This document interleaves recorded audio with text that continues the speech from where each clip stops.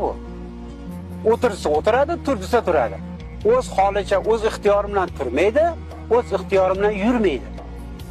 Shunga o'rgangan million yillar bo'yicha qul bo'lgan. Shunday bo'lgandan keyin quldan nimani kutasiz? Quldan qul tug'iladi. Otasi ham qul bo'lgan, biz ham qul. Bizni bolalar ham qul davom etaveradi. Chunki u qullikdan tuzilish uchun siyosat boshqa bo'lishi kerak, davlat boshqa bo'lishi kerak, demokratiya degan gaplar bo'lishi kerak. Bir g'oya bo'lishi kerak.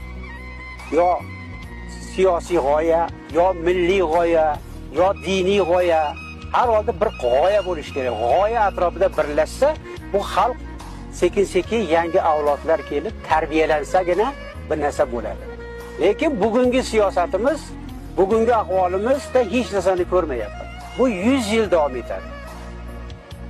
Uni keti uzun juda ham.